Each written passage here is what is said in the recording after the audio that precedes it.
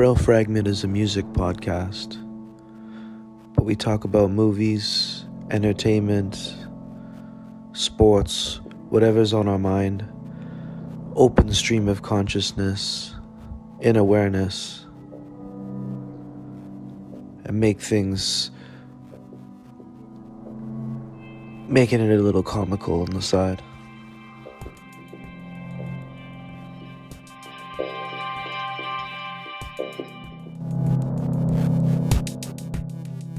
Frail Fragment's Monster Closet.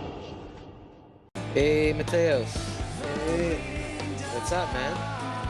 not much, dude. Welcome to Frail Fragment's Monster Closet. Thanks, man. It's for all our fans out there right now. Matheus is Frail Fragment's lead guitarist, backup vocalist. So that's really cool. But we have him on the show, and he's part of the band, and he's obviously a part of this podcast as well, especially today. Let me just send Tommy the link now, and then we'll get going with this. But yeah, so Mateo, you have a really important job today. Okay, I need you to make this really, really interesting for everybody. Okay, so it's all up to you. Okay. All right. Just make it fucking funny, man. Just make it interesting. You know what I mean? Put yourself out there, man. You fucking know this guy, man. I'm fucking nervous, man. I've never had a fucking guest on like this. You know what I mean? It's been such a long time that I spoke to him, so it's gonna be good. Well, what's cool is he referred to you as a really good friend or a great friend on the Red Pill Cartel podcast that he did last week. So I listened to the whole thing yesterday. It's pretty fucking cool, man. So if you get a chance to check that out, check it out. The first half is like, I don't know, really, really honest. And I guess we're gonna call him Tommy, right? Like Tommy Nelson. Yeah. So he's well, he was on that show as Peril. But so it'll be kind of cool. We'll get maybe a little bit of a deep dive into his, his other side. Yeah, man, for sure. Yeah, I'm gonna check out that podcast. You should, man. We're gearing up for a show on January 6th, Saturday night, at the Horseshoe Tavern. The Horseshoe's going through some controversy right now, but I don't know. Maybe we'll get into that because he has a show on January 6th too, benefit for I don't know, that guy that was going to all the concerts. I forget his name, man. I'm sorry. I never actually met that guy.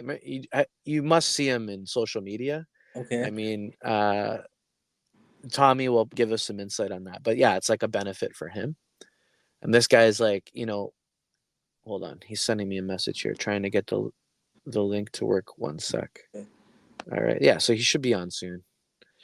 And yeah, so I'm excited to like just pick this guy's brain a bit, and because right now, bro. Hello? Mateo. Yeah, Mateo. Mateo. Hello. Hey, how are you? I'm good. I made it. I found the link. Nice. Well, it was nice to finally get to talk to you and meet you. I'm not sure. I think we lost Matheus for a second, but hopefully he comes back. Okay, nice. Hey, there he is. Yo. What's happening, dude? Hey, man. It's been a while. Yeah. What are y'all saying? Well, nothing much. Keeping busy.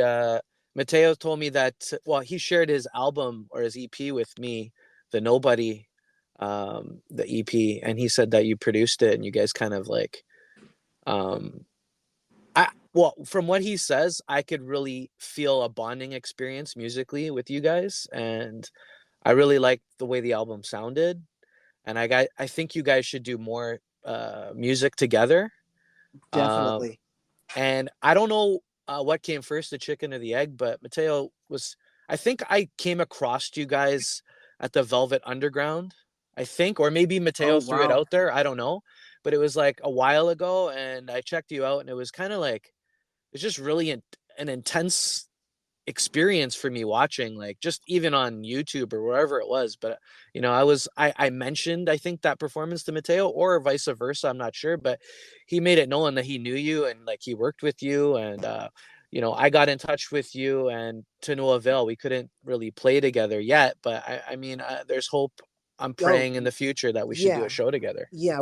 We're gonna get there. It's just things are really crazy right now with us, lineup wise, with the things that are going on. Sometimes it's just you know, I would love to say that there was some order to it, or some organization, but it's, you know how it is with the music industry, and especially if you're an underground band, For um, for sure. things are just chaotic. I mean, to be an underground band is one thing. To be an underground band that's have, you know, really trying to go professional, it's a different beast, as you guys know, I'm sure. Um, that album that I did with Mateos is one of my favorite things that I've ever done. Like, and yeah, definitely. Um, you know, we were friends before that, and I know Mateus liked some of the stuff that I was doing with Phantom High, Mhm. um, but we just did something completely different. And as cool as that is, I learned Phantom High changed after that because I learned a bunch of things from him. So yeah, Yeah, man. Yeah, like Mateos was, for me, I think he joined our band in 2017, and it was so refreshing. He has very similar musical influences, and his technicality on guitar is amazing. I mean, he's, for me personally, he's the best guitarist for Frail Fragment that I've ever played with, because he can sing, he can write, he can play guitar. He's a really big piece of this band, and yeah, this band has yet to see Matheus shine. So I mean, maybe live performance, yeah, but you know, this next album, I'm getting a sixth album, Frail Fragment album together, nice. and we're kind of re-recording our the songs that I wrote from my childhood, basically, Okay, because I mean, they sound like shit, but I mean, and I think I owe it to the songs that now that I have a writing team to, you know, go back and revisit those songs. yeah, frame them properly.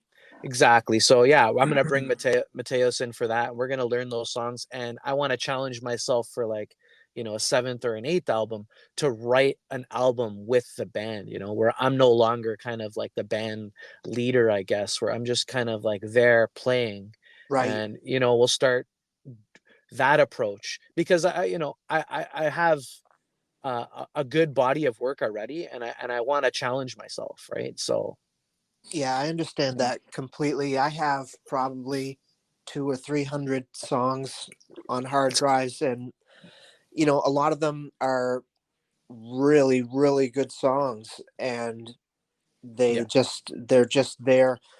Unfortunately, you know, that's the other thing, is part of the stagnation in our progress is finance, right? Because right. every time every time we have to do a release, it's 1250 US for PR, and it's, you know, whatever you're going to pay for a video. Typically, you know, we've been lucky to get around the 3 or 4 grand mark per video. And Yeah. so if you have to do that every time, it's, you're looking at, you know, $5,000 or $6,000 every release, and you've got to do that 6 times a year. It's like, holy shit. Um, Wow.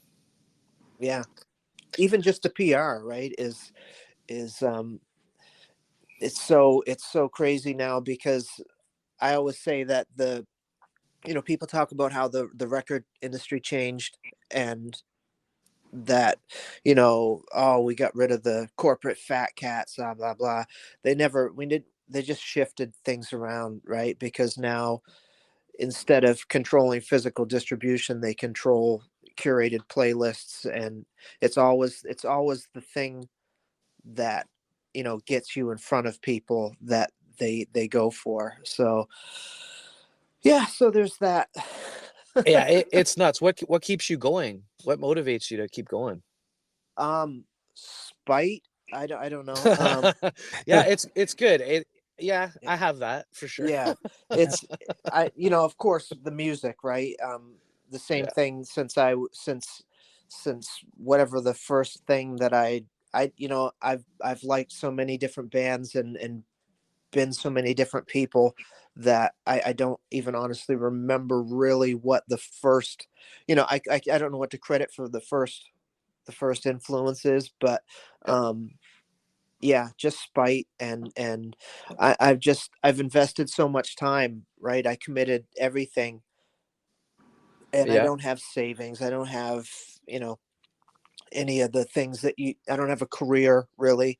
So as far as like a profession other than music, Well, and that makes you sharp. That makes you deadly. You're living by that sword, though, right? yeah, So because my back's to the wall. So yeah, it's like a cocktail of spite and principle, and yeah, so that's I guess what keeps me going aside from the music. Like I can't stop writing stuff, and do I you write? Do you write? Sorry, do you write the Phantom High music?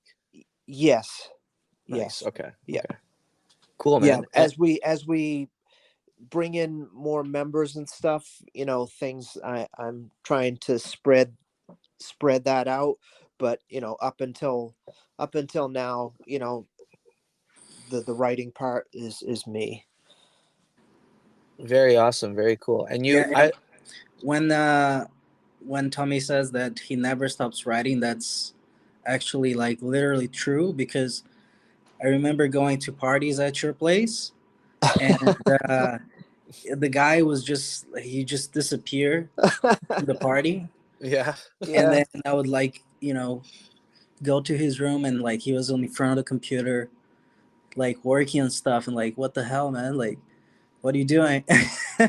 yeah, That Yeah, I'm obsessive, or even stepping in the back room to beatbox ideas yeah, into my voice recorder on my phone. Yeah, yeah. And I'm a that's yeah. kind of like I felt inspired, and like, because we actually met through like a mutual friend Hmm.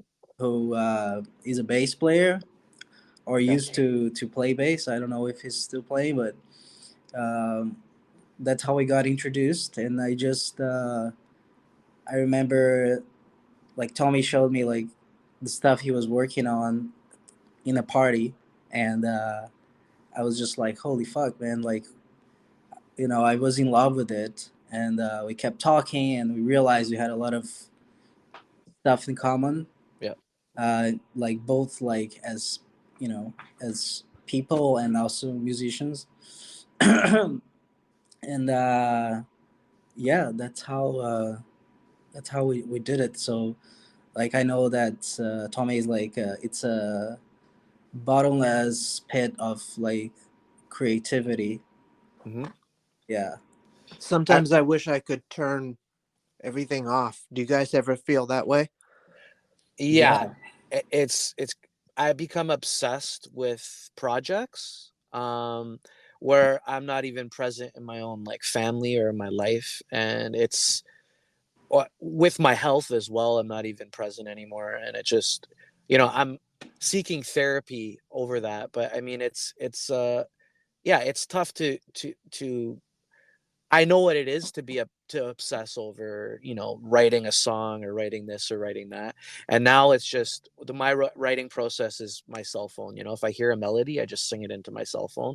And if it's good, if it's going to stay, like I'll come back to it. But Right. there's so many melodies that I've lost just by being a Oh, fucking I drug know. addict or fucking whatever it is, and like not recording that process. And I listened to like a Neil Young interview, and he on Howard Stern, he was like, yeah, like I sing everything into my phone and you have to do that because there's so many fucking songs that you've lost, Yeah, so many. so Yeah, it's just a matter, I don't now it's I don't have this I just feel like I'm not in this writing state of mind anymore. For me, it's more I want to learn my instrument and my effects. And I spent like a whole shitload of money on getting my effects board kind of chose me. right. And it's just, you could fly a plane with it. I got to figure out how to become good with that board, because that's what I wanted. Right. And so that's kind of where I want to go. And I don't need the validation of an audience really anymore. It feels great to have that energy transfer, Right. but I just feel I just love playing music. And like if we're jamming, like with Matheus and our drummer and my bass player and me, it's a really good workout for me, and it just like helps me. Meditation helps me, exercise helps me, diet helps me just to be the best person I could be for the world. Yeah.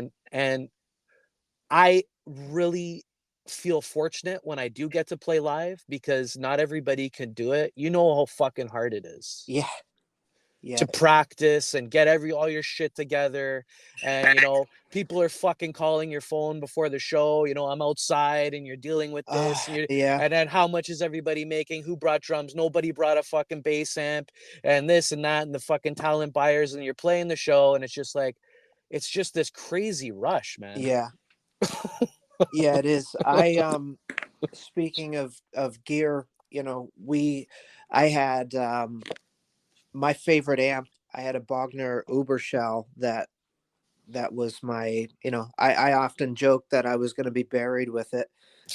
And a Mesa oversized cab with Celestion 100-watt, the GK12s 100s in it. And I had a medium-sized pedal board. I really only ever had like an EQ, an overdrive, and then some. I had a couple different weird flanger chorus combos.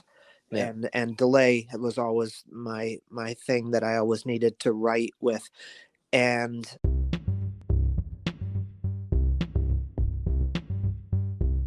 in 2022, I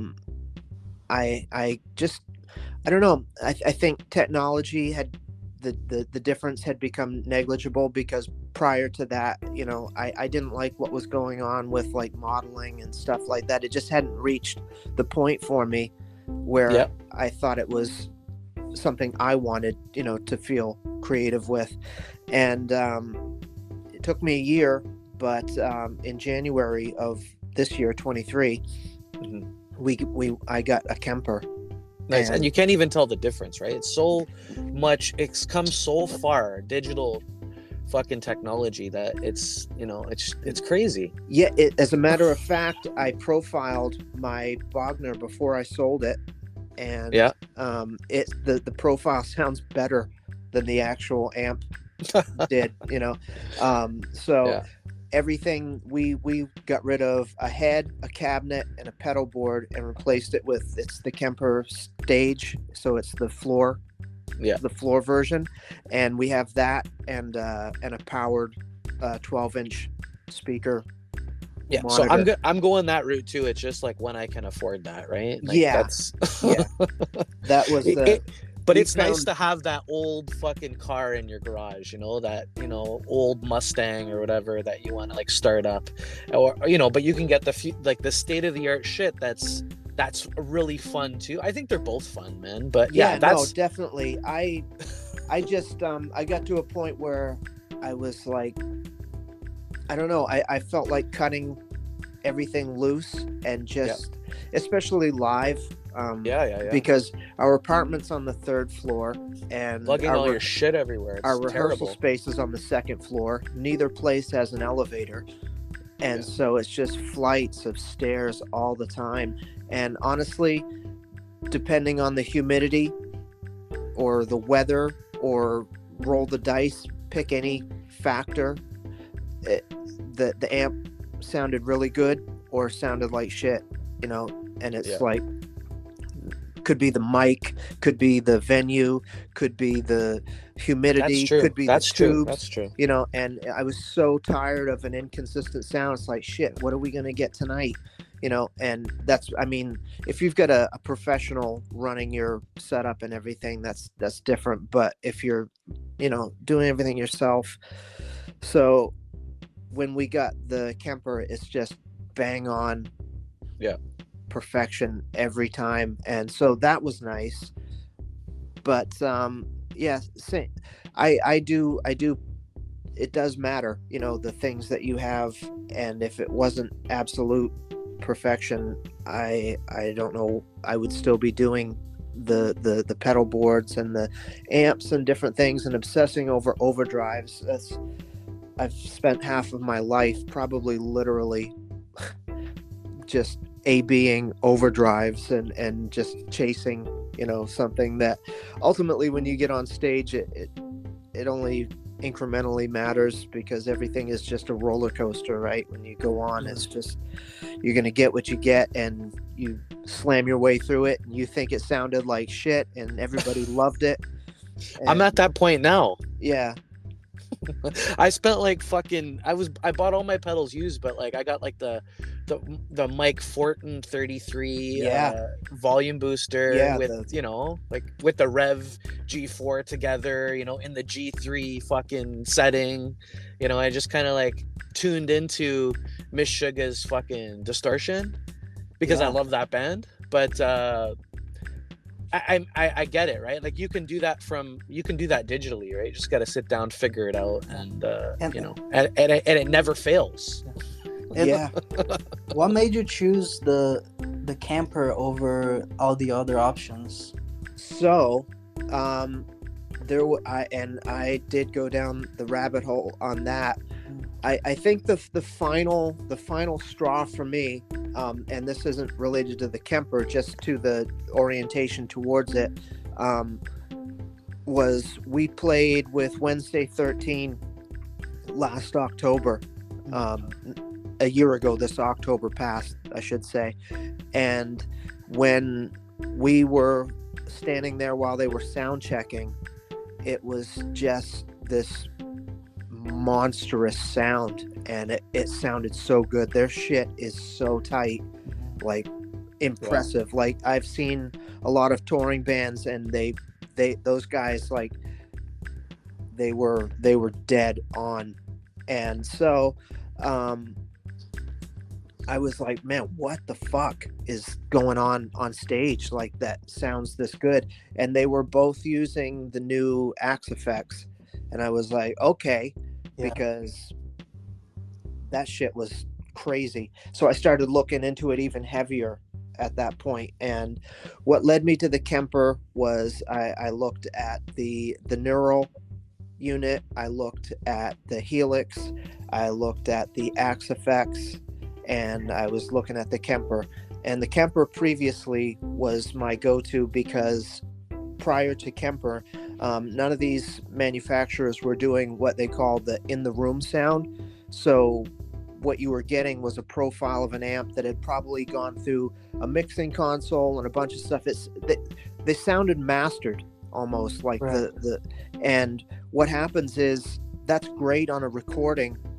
It sucks ass live, I mean, sounds great tonally, but it's just lost in the cymbal wash. And so what you end up having is, like, you can hear single notes, like lead stuff cuts through okay, you can hear clean stuff, it cuts through okay, but you can't hear like distorted chords. And so a lot of the time it sounds just like a singer, a bass player, and a drummer up on stage, and you're like, where's the guitar at?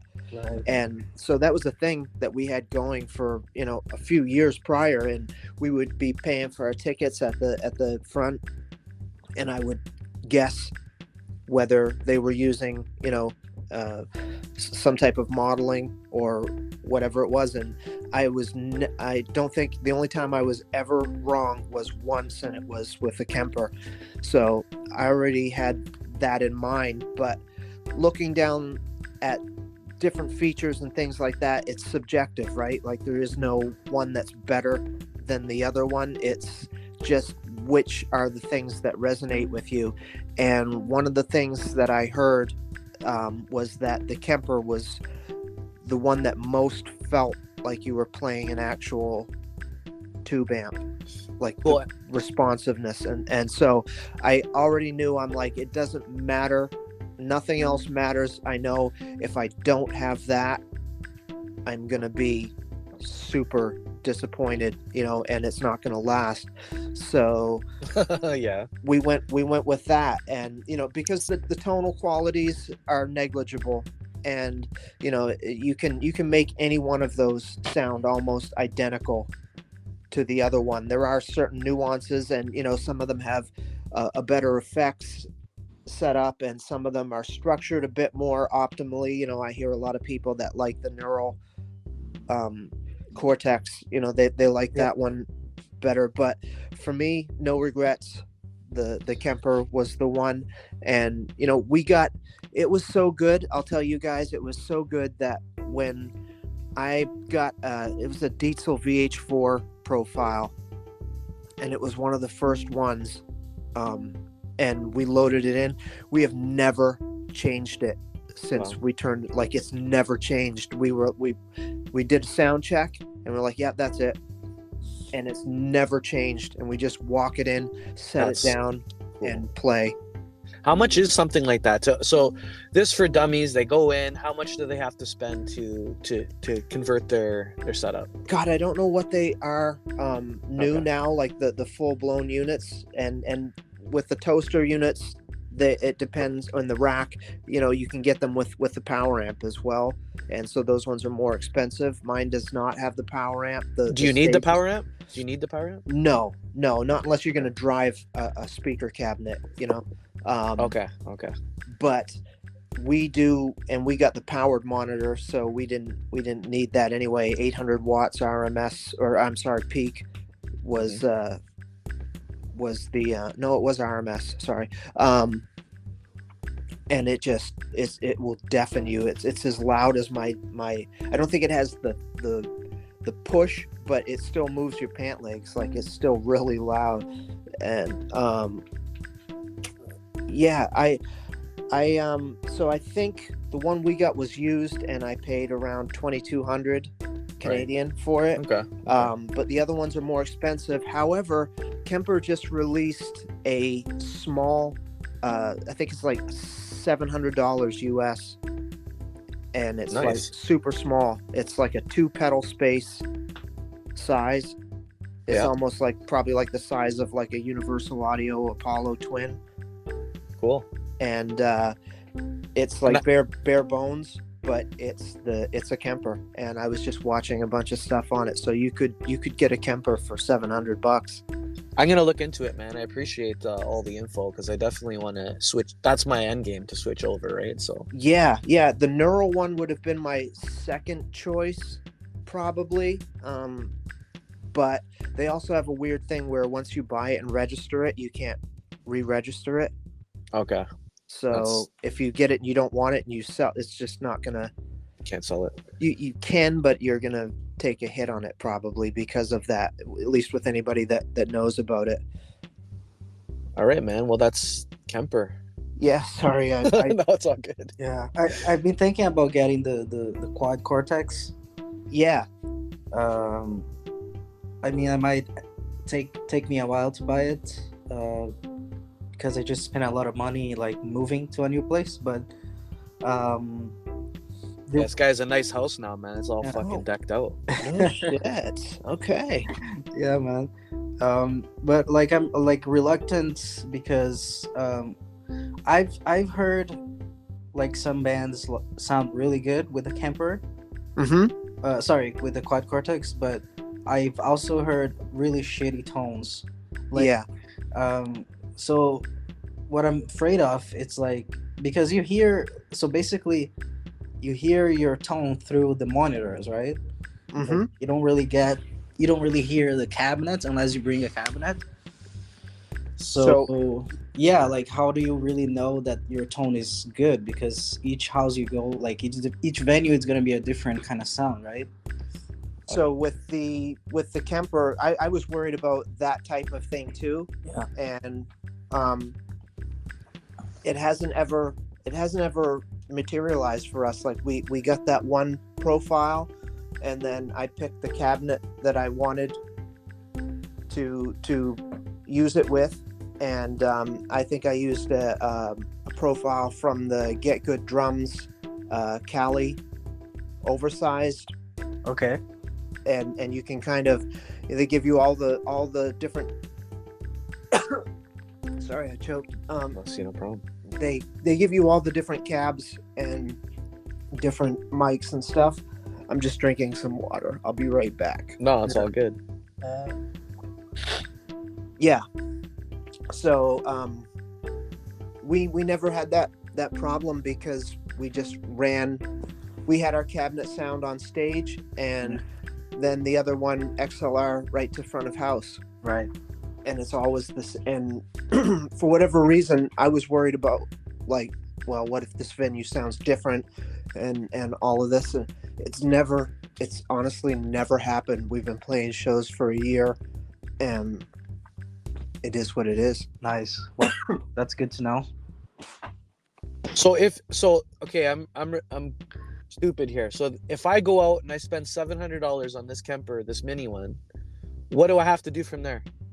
So Kemper has an online registry that has, I think last time I looked, it was about 2,000, 3,000 different profiles that people have put on there. Okay. You can start there, and there's awesome stuff on there. There's stuff from like La Sillimer, and just different people that are brilliant with, setting up amps and dialing things in. But Tommy, if I want to switch between effects on stage, would I need a switcher with that? So the two space one, Yeah. it has 5 presets that you can hold, and it's basically 3 buttons. So 1, 2, 3, and then the buttons are close together enough to hit at the same time. They're angled. Mm-hmm. So, and then the first 2 is preset 4, and the second 2 is preset 5. So you can have 5 presets. A lot of the people that are using that version are using it for a fly rig, so they'll probably have some pedals and stuff paired with it. So you still end up with a pedal board. Okay. And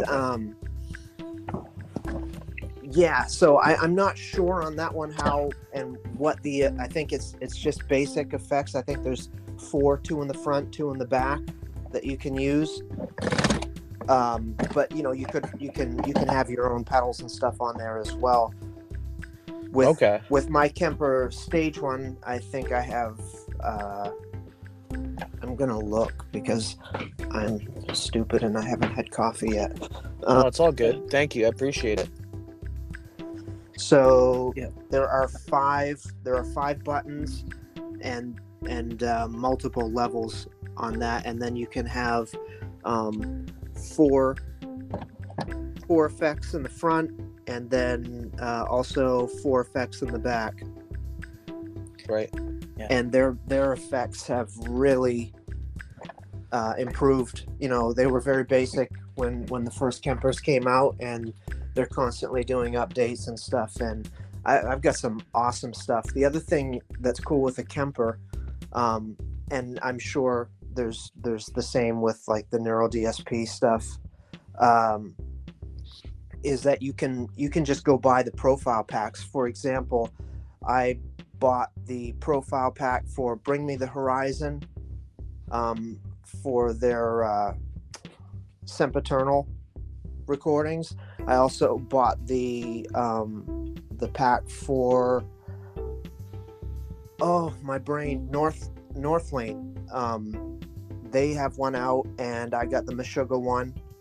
Sick. That's essentially it's Meshuggah, but it's Fortin, but the ones that I dig are the Meshuggah ones, and each one has like 50 different profiles, and these guys took the stuff that they did in the studio, and they put it on there, so you can now have the things you can. That's another thing, is like it's so cool to learn an aspect, because you don't hear what the singular tones sound like. They sound very different in the recordings in a band setting, so it gives you a chance to look and see, oh wow, this is how this guy sets his tone up, and I would have never necessarily gone that route. Yeah. And so a lot of cool things, but that was the first thing I did, was just bought a bunch to hear what the options were. Where's the sky on this thing. So I'm essentially gonna have to buy the stage one, like the bigger one, like you have, if I don't want to bring a pedal board. Yeah. Okay. Yeah, but it also probably has like an effects loop too, right? That you can just plug your- Absolutely. Yeah. Yeah, you can have a full pedal board with that thing as Yeah. well. There's Oh all wow. kinds of Okay. ins Yeah. and outs and yeah, loopers and all kinds of shit. Like we haven't even scratched it. Like we have this scientific miracle in our living room, and Yeah. I loaded I found the profile I wanted, and I was like, that's it. I don't need to do anything else, you know. And when Seven plays it live, it's just every time at sound check, I'm just like, oh my god, that sounds so good. Yeah. It sounds so fat, dude. There's shit. Your sound. You have a really heavy fat sound. Yeah, I guess it's Miss Sugar, corn. I don't know. I just hear like, heaviness. yeah, yeah. All of that stuff is in there. Yeah, I really appreciated. I listened to the Red Pill Cartel, my boy Davey, with you and him, and I just wanted to give you a shout out because I mean that was an awesome interview. I learned a lot about the band. I learned about the difference between kind of the United States and Canada. Kind of stuck with me, and I always knew that, but it was a reminder of like, um, we have a safety net here. Yeah, yeah. It was very interesting to be able to make that analogy too. You know, because I've lived in one place as much as the other, and it was I spent a lot of time, especially when I came back to Canada, because when I came back to Canada, I had come straight off of the street, so there was a mindset there that was different than what was the progressive climate here in Canada. And so I always want to know why things are the way they are. And so I just, I thought about it a lot, and I grew a lot as a person when I came back to Canada. My education, increased. Right. And then I was like, but why is it? And then, also like, why is it that, when you write flamboyant, over the top shit here in Canada, people are like, yeah, no, I can't get into it. That's too much. Or that sounds American or whatever. And I'm like, well, why does being over the top sound American? And I just answer my own question, right? Because there's a lot of over the top shit that, is in entertainment in the US. Question: Is there do you think there's a support system here for live music? Like, do you think people want to go out to see live performances? Because I just kind of want to pick your brain a little bit, because Frail Fragment, like, let's be real, we have no fans really. Like when it comes down to it, I mean, yeah, you could tell your relatives and stuff to come to the show, but after a while they get sick of coming to see you play. What makes people come to shows? Are people supporting live music? They are, but Okay. it's a weird phenomenon here, and I have thought about this a lot over the last 15 years. What drives things here, because I see people going to Korn and Slipknot, but why are there no bands like Korn and Slipknot? Yeah. You know what I mean? Like I can't, I can find a few, like you Well, guys have a vibe, and we have a vibe. yeah. And Those bands are special though. Like Jonathan Davis. I used to follow Korn around, dude. Like I met them. I was like the fucking craziest Korn fan. That guy, when his yell live, he takes over the fucking band. He takes over the venue yeah, just yeah, with his yell. Like no one can do that shit. yeah, Corey Taylor, his anger is circumferences him on fucking stage, yep, and he can sing like an angel. yeah. So it's like these guys are really good. But yeah, I still I don't know. I haven't seen. Yeah, I guess I haven't seen you guys live, and I haven't seen bands really that pull that fucking heavy shit off. It's hard to do, maybe. I don't know. It Like, is, yeah. for me, I always say it's like running on a treadmill, screaming at the top of your lungs for 30 minutes. And it's like then, and trying to be on pitch in the process. Right. But that Yeah. was the thing. Was that, okay, these bands are selling out here, but on the professional stages, but where are the up and coming bands? And there's, when I can't find them, right? Because people don't dig writing that type. I don't know what it, but for whatever reason, those bands emanate from like the US. And Well, dude, I'll tell you right now, Frail Fragment, Emanate, Korn, Deftones, Alice in Chains, Stone Temple Pilots, Soundgarden, all these fucking bands, you know what I mean? Nirvana. They're the reason why I'm in music. They're like Kurt Cobain's the reason why I play guitar, right? Like he was my guy. But and we did 350 shows from 2007 to 2011, like all across Southern Ontario and New wow, York and all. Yeah, we were playing like crazy, right? And I booked like 70% of the shows. damn, yeah, this same, like I think I've landed on most of our shows by just networking and just trying to stay in contact with the right promoters and stay in contact with the right bands. And dude, while you're playing, you're wearing a mask, you're in like heels, dude. That's fucking torture chamber, bro. Like, I don't know how you fucking. It's the adversity. Like, It's some. I get it. It's some SEAL shit. Yeah, it's fucking. It's something else, I'll tell you. Yeah. But that's cool, man. And I want to really do a show with you guys. I mean, we don't play a lot of shows. Like, our next show in Toronto is January 6th. You share the same date. We're doing the Horseshoe Tavern. So if you're in the West End, that's where the Rock Pile is, though. I haven't been there, right? Yeah. So the Rock Pile. Yeah. Is awesome. The problem is that a lot of the in-town peeps don't want to make the transit there, or we're from the east side, so it's like an hour transit for us. Where's your studio, man? Like, where do you jam? Like, is it Bermondsey, that place? It's North Line.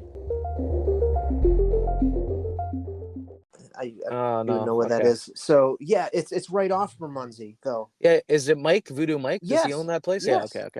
Yeah, I recorded with him in my last band, Toy Box.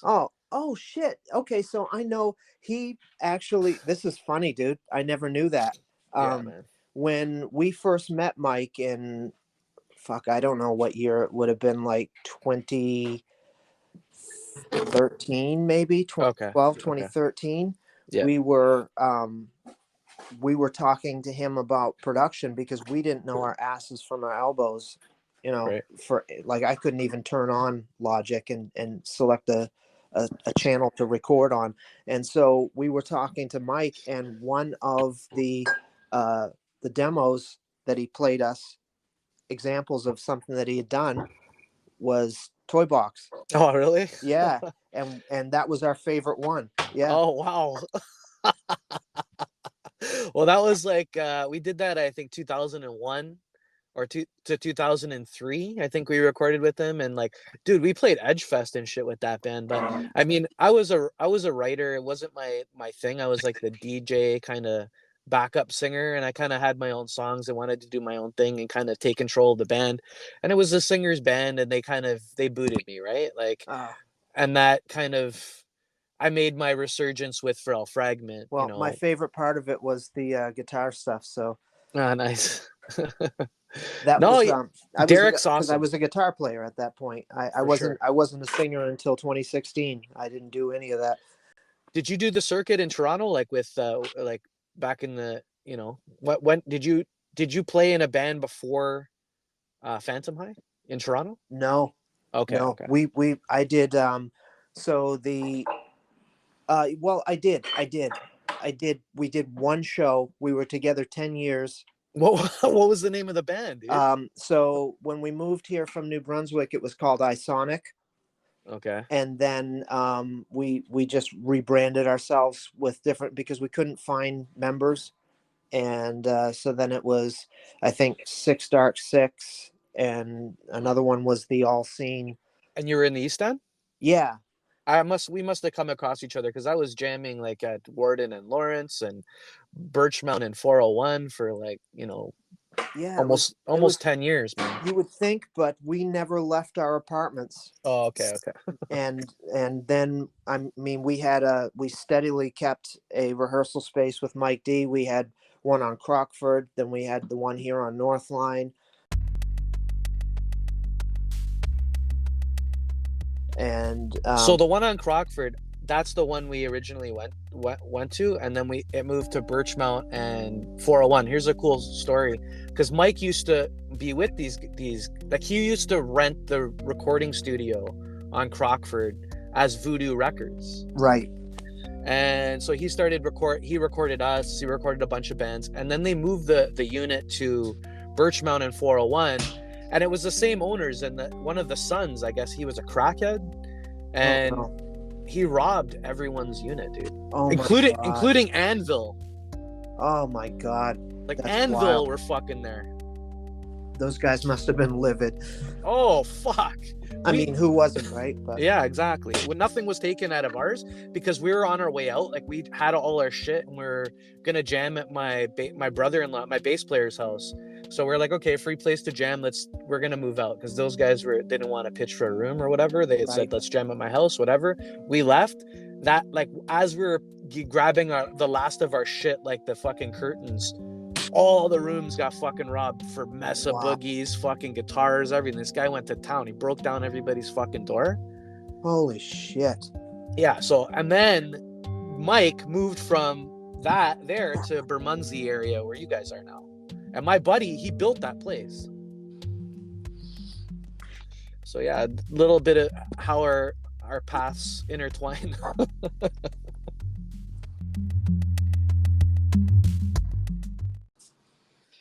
Matheus. Yo, I think we lost him. We lost him. him.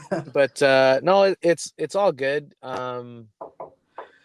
Maybe he'll come back, but he really put himself out there, man. Like he with that the Red Pill Cartel podcast, and I wanted to ask him who his favorite hip hop artist was, because he's really big into hip hop, and just like that, I would know who's your favorite hip hop. Here's a question for Tommy Nelson from Phantom High, from the Monster Closet.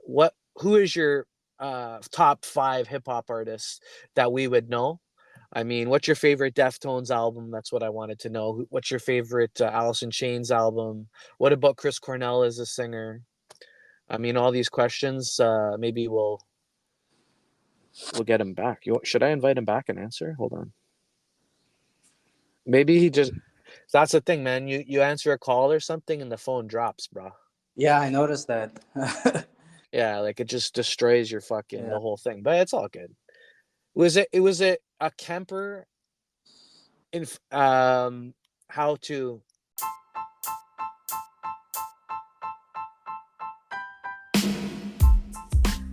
Are you producing other bands?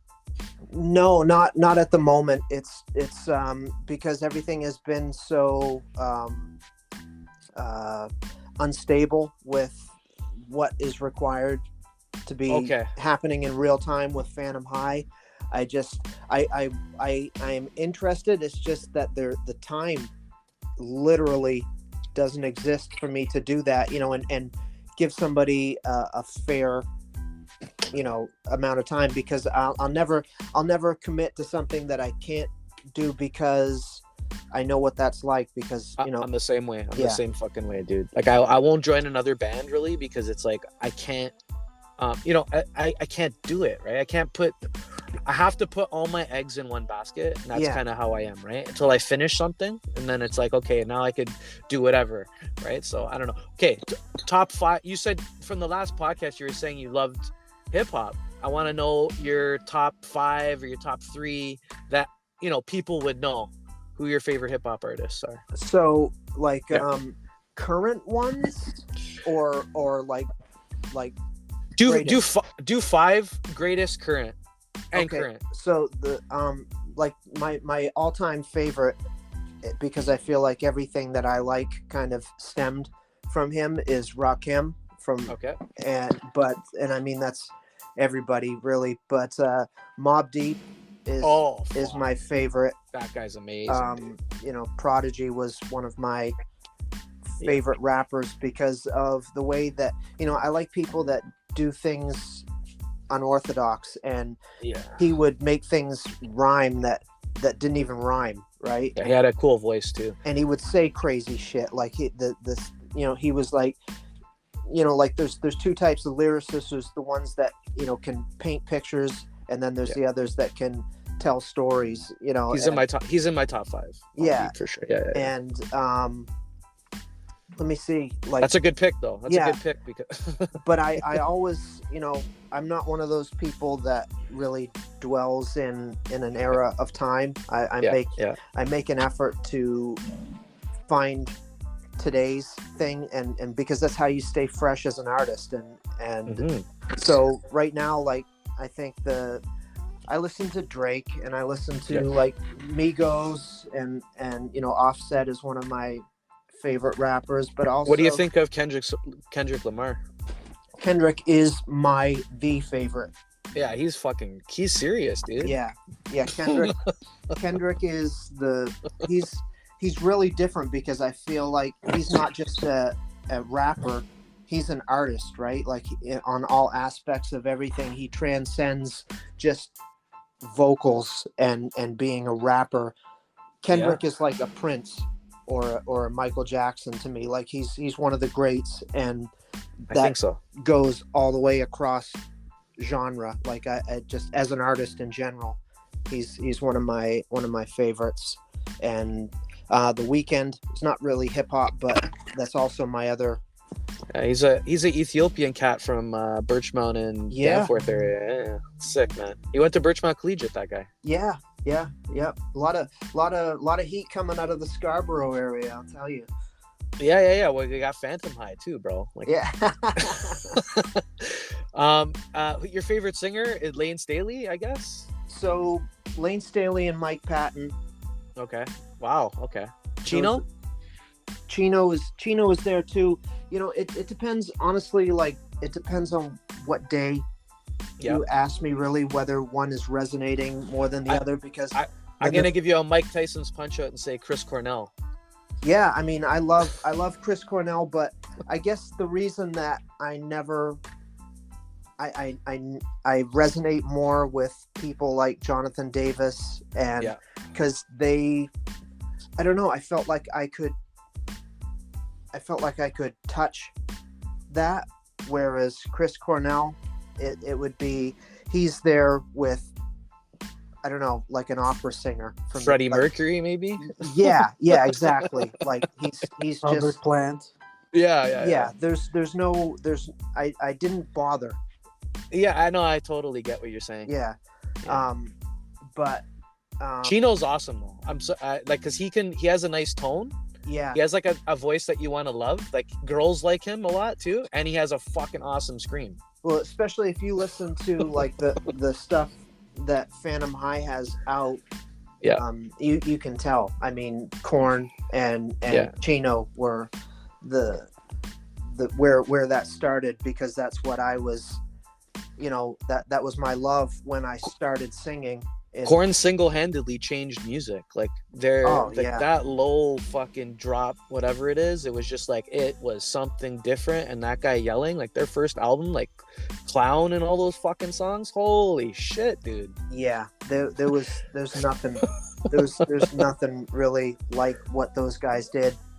Yeah, it's just like angst, you know. And I don't know, they had a cool vibe. The bass player was playing with the kick drum, and it's just like, it was just so low, and then the singer, I don't know. Yeah, they took me over. It used to be every 20 years you would have like a prodigal band. I think Miss Sugar for heavy music is the next one, to be honest with you, because like, they're not as commercial as Korn. Right. But I mean, they fucking sold out history. They sold out like these big if they played a bigger venue, they would have sold it out. Yeah. That drummer, dude, he's the best. Thomas Hake or whatever his name is, he's the best.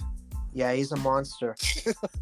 So, and it's just like they don't even write that. Like, this was my suspicion. They don't write that shit down.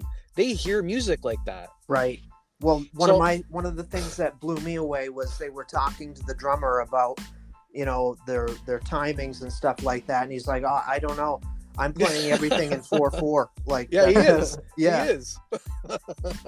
Yeah, he plays everything in 4/4, but it's like he hits on 2 and 1, you know, frame, and then he hits on. It resonated with me because that's how I am. Like, I don't know what any of that shit is, but you can hear the song. Just let me hear it, and then okay, that's what it is, right? And then same with chords and notes. Like, I don't know any of that shit. I know I have to, if you ask me what key the song is in, I have to start counting frets from the open to figure it out, because I know what my open tuning is. And other than that, I don't fucking know. So I wish it's not like I'm proud of that, but it is cool to know that our brains can kind of just get in where we fit in.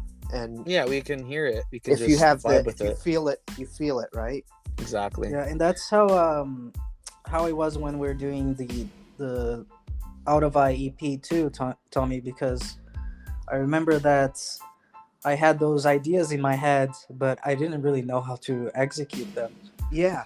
And you really helped me with that, because I would give you some weird descriptions like, well, I want to hear like as if there was like a stomach, you know, like a stomach sound pulsating like a bass line or something weird like that. And we would just spend like hours just like figuring out the right sound. And like that's one thing that I noticed when we were we were arbitrarily trying to place like a rise and fall of like this flurry of MIDI notes that were so close together that it sounded like it was just all connected like a theremin or something. Yes, yeah, I remember that. So yeah, like we experimented a lot, and I guess that's part of the Phantom High sound too, right? Like I can hear like a lot of the synth and the textures that he used too. Yeah, I mean we just hammered the fucking square shape into the star hole, like most of that stuff, right? Like I didn't know when we started. I didn't even know how to like I said, I couldn't even engage a track on Logic to and then I got mad because we were either paying people or we didn't have the money to pay anybody, or the people that did work with us just gave us what they wanted to hear and not what we wanted to hear. And it was almost like there was, the biggest thing I think was that producers, it seemed like they were afraid to put the candy in the mix. You know, they were afraid to use, oh well, you can't do that live, so we don't, like, no, fuck that. Like, I'm trying to write, I'm making something. Like, I am not forming a shape to play live. I am writing a song, and I don't give a shit what, because maybe I can't find a keyboard player, but I want fucking keys on. So I battled with that too. I sat down at the console in around like 2013, 2012, something like that, and I started, trying to figure it out, and I proceeded to spend the next 8 years just every day, 7 days a week, 10, 12 hours a day, every day, just behind the console. And rough estimate, I think at the time, sometime in like 2022, I was doing the math, and I think it was about well over 28,000 hours. Holy fuck, that's almost 3 times professional hour status. Yeah, and but I wish I would have had some formal training, because that time could have been put to better use than fucking swearing at my computer and trying to figure out why the fucking guitars were phasing, or But now you won't forget. Now you won't forget. It's a wax on, wax off experience. yeah, so. no. Now it's awesome because I will get in the room with a producer that is a well-known producer, and they'll say stuff, and we can have an intelligent conversation, and I know the things they're talking about, and they get the nuances of the things I'm saying, you know, if it's humor or sarcasm or whatever. And wow, that's a really cool feeling. Like, that's because we all have, to some extent, you know, an imposter syndrome. Yeah. And I have it bad too, you know, like I'm just a hack in my mind all the time. It doesn't matter what I do. And I am getting a little bit better at being kind to myself, but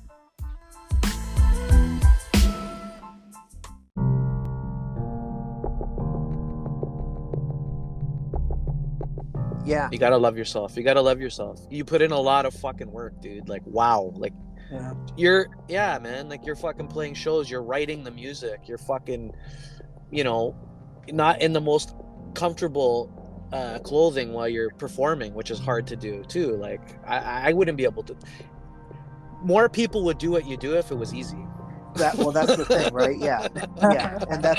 And that's potentially, you know, there's technical, you know, ability, and then there's like creative, artistic, and neither one of them are easy, and they're both their own thing. But I think that a lot of people going into it don't know that there is a difference, you know, like it's a different part of your brain that's doing these things, right? Because what I do is completely based on emotion. It's like all emotion, like, and that's the kind of litmus test, I guess, for it is that if I don't feel like choked up, or if I don't have like tears in my eyes when I am writing something, or when I hear the hook or the chorus, then I don't even keep the session. So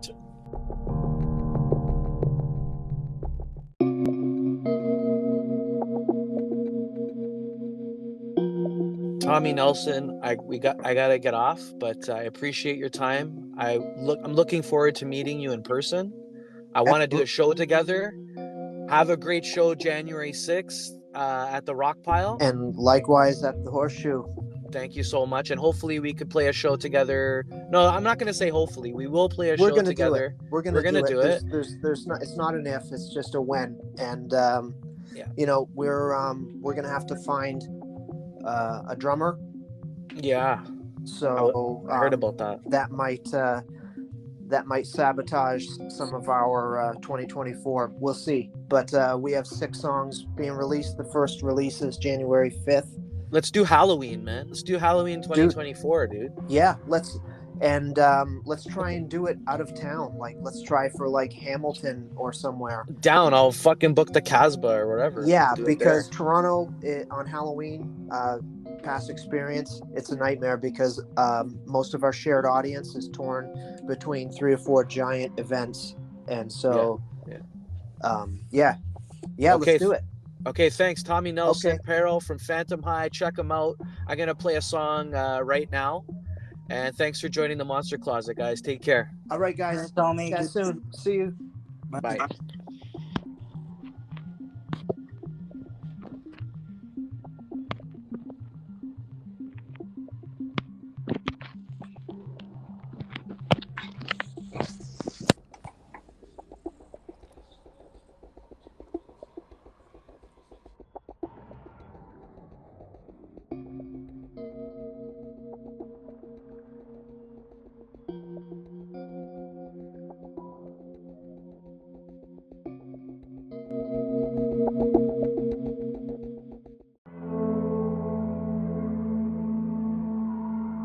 Frail Fragments, Monster Closet.